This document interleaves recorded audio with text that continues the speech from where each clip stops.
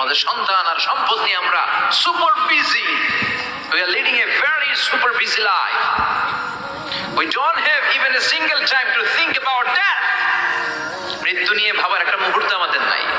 কিন্তু পৃথিবীর সবচেয়ে সুনিশ্চিত বিষয় হচ্ছে মৃত্যু, ঠিক কিনা? The most certain thing in our life is death. আমাদের জীবনের সবচেয়ে সুনিশ্চিত বিষয় হচ্ছে মরণ, মরবই আমরা। And the most uncertain thing in our life is the time of death. আর আমাদের জীবনের সবচেয়ে অনিশ্চিত বিষয় হচ্ছে মৃত্যুর সময়। আমরা জানি না মরবো, যে এটা জানি, জানেন না, কিন্তু কখন মরবো এটা জানি। এই সূরাটা আপনারে এই জিনিসটা জানান দিতে এসেছে যে দুনিয়ার সম্পদ, লোভ, লালসা এগুলো নিয়ে পড়ে থেকো না। এই যে আমাদের ফ্যামিলি, আমাদের বাচ্চা কাচ্চা, আমাদের এত টাকা পয়সার হিসেব, মাস শেষে বাড়ি ভাড়া, গ্যাসের বিল, এটা সেটা, আপনি কি মনে করছেন যে আপনি চলে গেলে এগুলো থেমে থাকবে? কিছুই থেমে থাকবে না, সব চলবে আগের মতো। থাকবেন না আপনি। এমন দুনিয়া যেটাতে আমি নাই, সব চলে। সকাল গড়িয়ে বিকেল হয়, শীত শেষে গ্রীষ্ম আসে, দিন শেষে রাত নামে, সব চলে, নাই শুধু আমি। চিল্লায় বলেন ঠিক কিনা? তো এই জন্য এগুলি একটু ভাবেন। অনেক ব্যস্ত আমরা। এই দুনিয়ার পুরো জীবনটা এটা হচ্ছে লালসাময় একটা জীবন, লোভ, মরিচিকা, মায়াজাল। এই মায়াজালে আমরা আটকে আছি, ফলে মৃত্যুর কথা আমরা ভুলে গিয়েছি। পাগলের মতো ছুটছি, আরো টাকা লাগবে, আরো খ্যাতি লাগবে, আরো যশ লাগবে, আরো দাপট লাগবে আমার। এত টাকা দিয়ে কি হবে? এত সম্পদ দিয়ে কি হবে? এত ব্যস্ততা দিয়ে কি হবে তোমার? স্টপ, থামুন, অনেক হয়েছে, আম্মা থামুন। Take a rest, take a breath and think about death. Think that you have to go back to your Lord. একটু বসেন না, একটু ভাবেন যে আমাকে চলে যেতে হবে, চলে যেতে হবে। এই কোলাহল, এই ব্যস্ততা, এগুলো থাকবে, থাকবো না আমি। সাইয়েদনা ওমর ফারুক বলেছেন, মুতু ক্বাবলা আন তামুতু, মরার আগে একবার মরো। হাসিবু ক্বাবলা আন তুহাসাবু আলাইকুম, তোমার হিসাব নেওয়ার আগে তুমি একবার নিজের হিসাবটা করো না। কাগজ বের করে একটু লিখো না, কি কি ভালো কাজ করছিলা, যেগুলো দিয়ে নাজাতের ওসিলা হতে পারে। 1, 2, 3, আর কি কি আকাম কুকাম করছো দেখো না, লিখে দেখো তোমার অবস্থাটা কি। মরার আগে একবার মরো। মরার আগে খাটের মধ্যে শুয়ে শটান করে চোখ বন্ধ করে একবার মরার ভান করে দেখেন কেমন লাগে। চোখটা বন্ধ করেন আর ভাবেন আপনি নাই, কি কি হতে পারে ভাবেন। আপনার ছেলে মেয়েরা কান্না জুড়ে দিবে, আপনার প্রাণের স্ত্রী বিলাপ শুরু করে দিবে, বন্ধু বান্ধবের চিৎকার আর মাতম, স্থানীয় এলাকার মসজিদে ঘোষণা, অমুক এলাকার নিবাসী অমুক ভাই, অমুকের ছেলে অমুক দুনিয়ায় নাই। সব আত্মীয়রা চলে আসবে, ফেসবুকে স্ট্যাটাস দেয়া হবে, সবাই সবাইকে জানাবে বিকাল 4টায় অমুক হাই স্কুল ময়দানে আপনার জানাজা।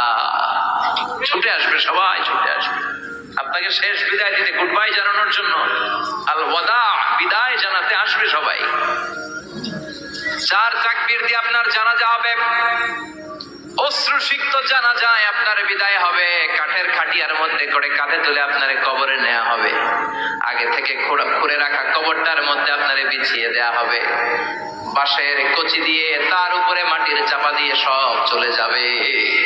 ভাবেন না একবার চোখ বন্ধ করে, this is the circle of life, this is the nature of life. এটা সবার হবে, আমার হবে, আপনার হবে। এত মায়া, এত ভালোবাসা কই যাবে? কেউ থাকবে না, সবাই আপনার অন্ধকার কবরে রেখে দিয়ে চলে আসবে। উপরে বাঁশের কঞ্চি, তার উপরে মাটির চাপা, অন্ধকার আর অন্ধকার। এই অন্ধকার যেন শেষ হতে চায় না, শুধুই অন্ধকার, ঠিক কিনা? এজন্য আমাদের চলে যেতে হবে। দাদা গেল, চাচা গেল, মামা গেল, আমাদেরকেও যেতে হবে, জোরে কোন ঠিক কিনা? একদিন মাটির ভেতরে হবে ঘরে মন আমার, কেন বন্ধ দালান ঘর, প্রাণ পাখি উড়ে যাবে পিঞ্জর ছেড়ে।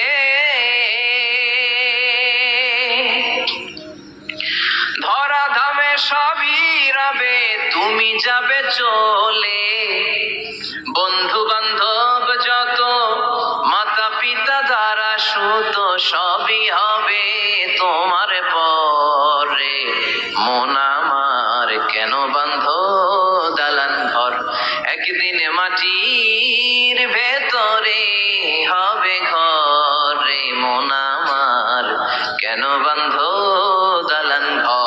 ঠিক কিনা? সব পরে থাকবে, চলে যেতে হবে আমাদেরকে। এজন্য আখিরাতের কথা যেন আমাদের স্মরণ হয়। বিষ্ণুই বলতেন, নাহাইতুকুমান জিয়ারাতিল কবুর, আমি তোমাদেরকে কবর জিয়ারত করতে আগে নিষেধ করতাম, কিন্তু এখন নিষেধাজ্ঞা প্রত্যাহার করে নিলাম। এখন সব সময় তোমরা কবরের সামনে যাবা আর জিয়ারত করবা। একটু গেলে আখিরাতের কথাটা স্মরণ হবে। ওখানে ছোট শিশুরা শুয়ে আছে, কিশোর যুবকরা আছে, আপনার মতো তাকড়া যুবক মুরব্বীরা আছে। এরা এই এলাকায় থাকতো, এরা আকাশ থেকে নেমে আসে না, এই এলাকার সন্তান আজ নাই। একটা সার্টেন পিরিয়ড শেষে আপনিও থাকবেন না। This is the nature of life, this is the circle of life. ছোট্ট শিশু হয়ে এসেছিলেন, শৈশব, কৈশোর, যৌবন, প্রৌঢ়ত্ব। আগে ছিলেন সিঙ্গেল, বিয়ে করে হয়ে গেলেন ডবল। এরপরে আল্লাহ আপনাকে একটা মেয়ে দিল, এরপরে মেয়েকে বিয়ে দিয়ে শ্বশুর হলেন, এরপরে ওই মেয়ের ঘরে সন্তান হতে নানা হলেন। আর কতদিন? অনেক দিন হলো তো, অনেক লম্বা সময় পেয়েছেন আপনি। Think about that. এবার যাওয়ার কথা ভাবেন, আখিরাতের সামানের কথা ভাবেন, ফিরে যেতে হবে। কি শক্তিশালী যুবক, বার্ধক্য চলে আসলে লাঠি ছাড়া চলতে পারে না। কুচকুচে কালো দাড়ি সাদা হয়ে যায়, দাড়ির শুভ্রতা, বয়সের ভার, রং ধরা যৌবন জং ধরে শেষ, ঠিক কিনা? This is the circle of life. যুবক ভাইয়েরা, এটাই জীবন, চলে যেতে হবে, কেউ থাকতে পারবে না, ঠিক কিনা? এটা রিমাইন্ডার আল্লাহ এই সূরার ভেতরে দিয়েছে যে তোমাদেরকে ফিরে যেতে হবে। এই লোভ লালসা ছেড়ে দাও। রব্বুল আলামিন বলেন, আল্লাকুমুত তাকাসুর হাত্তা যুরতুমুল মাকাবির। ও গোলাম, দুনিয়ার সম্পদ, লোভ লালসা তোদেরকে পাগল বানিয়ে দিয়েছে। এই লোভ পাগলামি কোনোদিন তোদের থামবে না যতদিন না তোরা কবরে ঢুকবি, ঠিক কিনা? কার কথা? আল্লাহ বললেন, দুনিয়ার সম্পদ আর লোভ আর মোহে তোমরা গাফেল হয়ে গিয়েছো। আখিরাতের কথা বেমালুম তোমরা ভুলে গিয়েছো। কিন্তু আখিরাতে তোমাদের যেতেই হবে, কবরের বাড়িতে তোমাদের ঢুকতেই হবে, ঠিক কিনা? যেতেই হবে। আমরা ভুলে যাই। আলহাকুমুত তাকাসুর, অতিরিক্ত পাওয়ার লোভ, বেশি বেশি খাওয়ার লোভ, বেশি বেশি জমানোর লোভ মানুষকে গাফেল বানিয়ে দিয়েছে। এটা মানুষের স্বভাব। আরো চাই, আরো চাই, এই স্বভাবটা আছে না নাই? দেখবেন ছোট বাচ্চারা মসজিদের দোয়া অনুষ্ঠান শেষে জিলাপি দেয় না? হরে কৃষ্ণ করে কি দেয়? আগে বাতাসা দিত না, এখন কি দেয়? জিলাপি দেয়, মিষ্টি দেয়। তো মসজিদের 2-3 গেট থেকে যদি দেয়, ছোট বাচ্চারা দেখবেন এদিক দিয়ে কয়েকটা নেয়, নিয়ে আবার ওই গেটে লাইন ধরে। ওর হাত হলো ছোট হাত, ওর হাত ভর্তি জিলাপি, আর নেওয়ার জায়গা নেই, এরপর আরেক জায়গায় লাইন ধরছে। আরো লাগবে, আরো লাগবে, এই আরো আরো আরো চাই। এই স্বভাবটাই মানুষকে কুড়ে কুড়ে শেষ করে দিয়েছে। এত লাগবে কেন তোমার? শেষ নাই, চাহিদার কোনো শেষ নাই। Unlimited demand of human being. যার আছে বেশি তার চাই বেশি। যার সাইকেল আছে তার হোন্ডা চাই, হোন্ডা আছে তো প্রাইভেট কার চাই, প্রাইভেট কার আছে তো প্লেন চাই, প্লেন আছে তো হেলিকপ্টার চাই, হেলিকপ্টার আছে তো ওইটা চাই, ওইটা আছে তো সেটা চাই, ঠিক কিনা? এলাকার মেম্বার যে হয়েছে চেয়ারম্যান হতে চায়, আছে না নাই?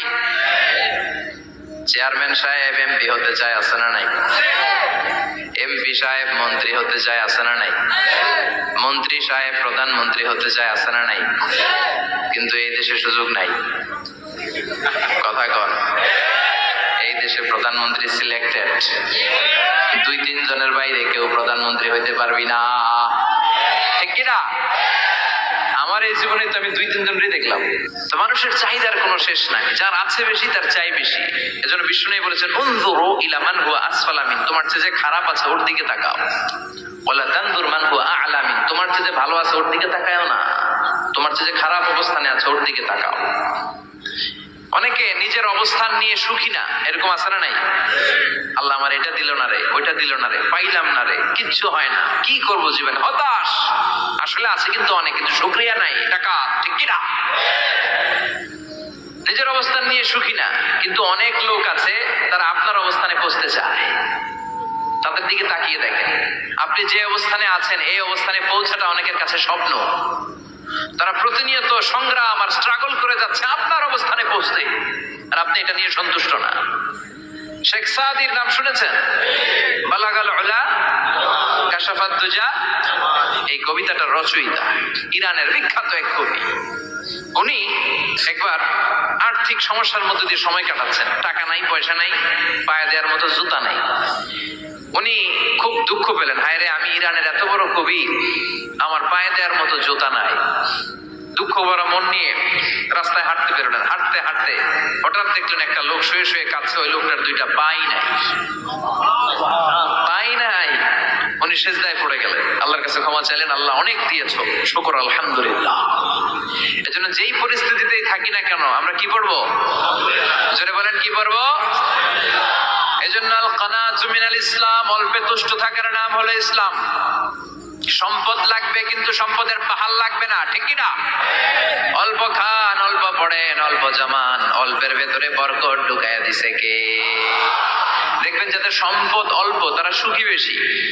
জরিপে এটা দেখা গিয়েছে, অনেক সার্ভেতে এটা এসেছে, যারা সম্পদশালী এরা দুঃখী বেশি, এদের দুঃখ বেশি, টেনশন বেশি।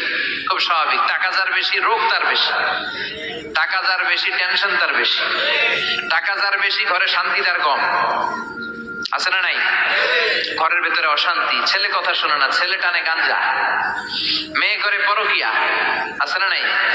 স্ত্রী কথা শোনে না, ভালোবাসা নাই, ঘরটা জাহান্নামের টুকরা। রোগ বালাই, এক একটা হসপিটাল বিল পরিশোধ করতে মাসে 5 লাখ 10 লাখ। আছে না নাই? কিছু খেতে পারে না, ডাক্তার একেবারে ডায়েট মেনু বেঁধে দিয়েছে। ডায়েট, ভেরি ডায়েট মেনু, এটা এটা এটা এটা কিছুই খাবেন না, শুধু গরু খাবেন না, খাসি খাবেন না, চিংড়ি খাবেন না, খালি ঘাস খাবেন। ইচ্ছে মতো ঘাস খাবেন, মানে ঘাস জাতীয় যত আইটেম আছে সব খাবেন। শাক খাবেন, সবজি খাবেন, সালাদ খাবেন। গরু, চিংড়ি, মুরগি, গোশত, ইলিশ কিছু খেতে পারে না। তাহলে রোগ বেশি, খাওয়ার মজা নাই, ঘরে সাংসারিক শান্তি নাই, খালি প্যারাম আর প্যারাম, ঠিক কিনা? কিন্তু সম্পদের পাহাড় করেছে। আর অল্প যারা খায়, অল্প পড়ে, রিক্সাওয়ালা, কুলিওয়ালা, অল্প বেতনের চাকরি, কিন্তু হক হালালি মেনে চলে, দেখবেন শান্তি আছে অনেক। হ্যাঁ, বাসা ভাড়া দেয়, ফ্যামিলি চালায়, বাচ্চাদের স্কুল বিল, এরপরও মাস শেষে 1-2 হাজার টাকা হাতে থেকে যায়। আর ওর প্রতি মাসে 10 কোটি টাকা ইনকাম, তারপরও ব্যাংকের ঋণ আছে না নাই? সুখ কারে বলে? কিভাবে আপনি সুখকে ডিফাইন করবেন? সুখ তো টাকায় কিনা যায় না, শান্তি টাকা দিয়ে হয় না, শান্তি দেওয়ার মালিক কে? শান্তি আছে অল্প খেয়ে শুকর করার মধ্যে, শান্তি আছে আলহামদুলিল্লাহর মধ্যে। চিল্লায় বলেন ঠিক কিনা? এজন্য অল্প খাবো, অল্প পড়বো, অল্প জামাবো, অল্পের ভেতরে বরকত দিয়েছে কে? দেখেন ধনী ভাইরা খেতে পারে না, কিন্তু রিক্সাওয়ালার কি সমস্যা হয়? রিক্সাওয়ালারা সব খেতে পারে। কুলিওয়ালা, দিন মজুর, এর একেবারে স্লিম সুঠাম দেহি, মেদহীন পেট, পেটে কোনো মেদ নাই, ভুড়ি নাই। আর কোটিপতিদের মেদ আছে না নাই? এত বড় বড় পেট, ঠিক কিনা? আমাদেরও পেট আছে, তবে হালাল পেট, এটা হারাম টাকা দিয়ে এই ভুড়ি বানাই নাই আমরা। ছেলে বলেন ঠিক কিনা? রিক্সাওয়ালা, কুলিওয়ালা নিজেও নামাজ পড়ে, বউও নামাজ পড়ে, বাচ্চাটাও নামাজ পড়ে, রিক্সা চালায় আর জিকির করে লা ইলাহা ইল্লাল্লাহ। সুখ আর